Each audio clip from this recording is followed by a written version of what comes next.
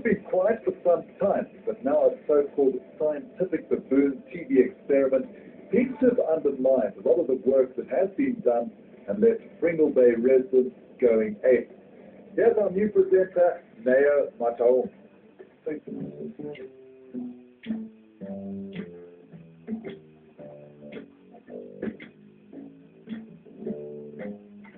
This elderly Pringle Bay couple came home late one afternoon last week to find their house had been broken into. Their kitchen had been trashed. They broke in through the back door, which wasn't locked, unfortunately, and they just came in by the troops. It was the mill's second break-in of the day. They actually broke in this morning and pinched a bag of bird food from the SIP. Looks like that door wasn't locked neither. Or they opened the sliding door. I'm not sure which happened. It's a part of the world where people retire or take holidays because of its unspoiled beauty, and it's not crime that's disturbing the peace, but our ape ancestors. Baboons and humans sharing the streets might seem like a harmonious existence, but in Pringle Bay, apparently the baboons have gone a bit too far. Here, you have to lock up, as you would in the crime hotspots of Gauteng. Anne-Marie Labuskaghni always secures her doors and windows.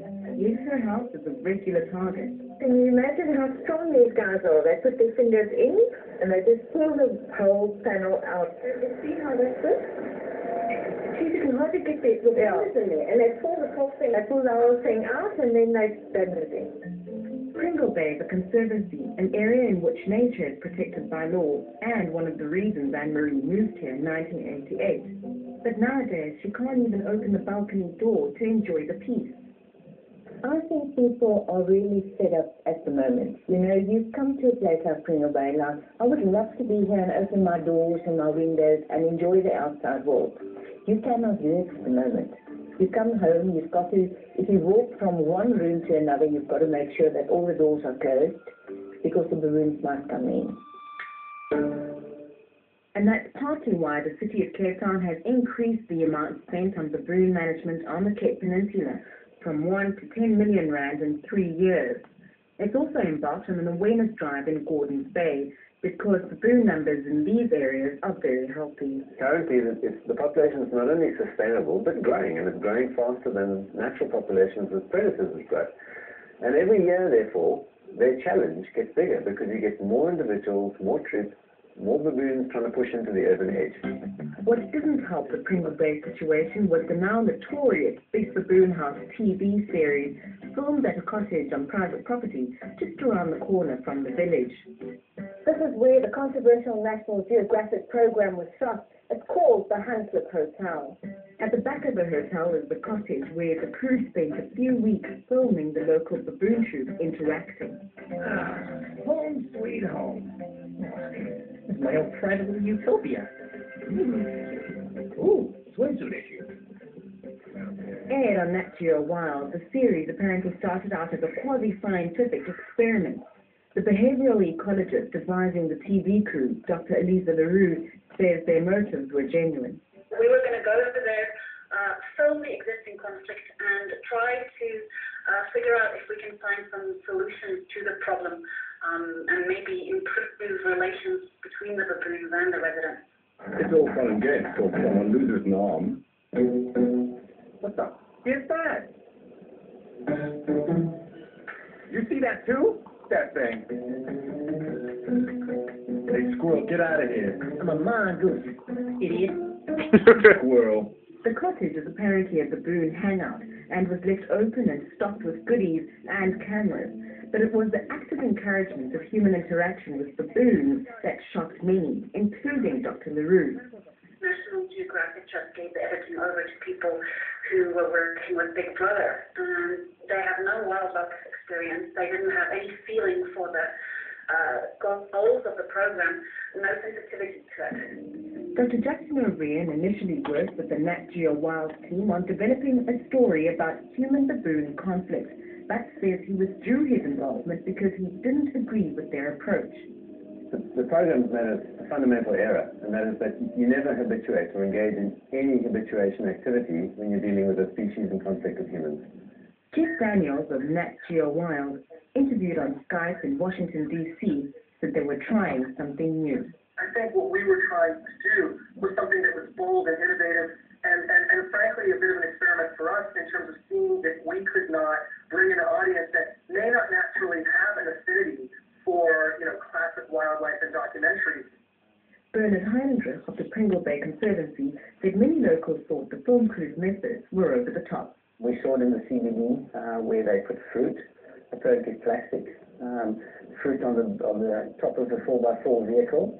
And we also saw fruits being placed in a salt with some food in it. Jeff, do you not think that the experiment could have exacerbated the situation? I think that any time you're trying to do something new and bold, in this space, I think it's bound to make some people perhaps uncomfortable. But again, as I said previously, we were really trying to do something that was relatable to a general entertainment audience and present the baboons with a novel situation and see how they reacted. The Cookie Monster eludes capture and waits patiently for his next victim. But Bernard says getting humans to pose with rewards like biscuits from the bakery may well be encouragement. We noticed this morning while filming that the baboons will walk, I think, about 1.5 to 2 meters away or past us. We've seen the baboons walk between a human and his dog, standing on both sides of the sliding door. So yes, definitely. We've seen it, and I think it's getting worse by the day.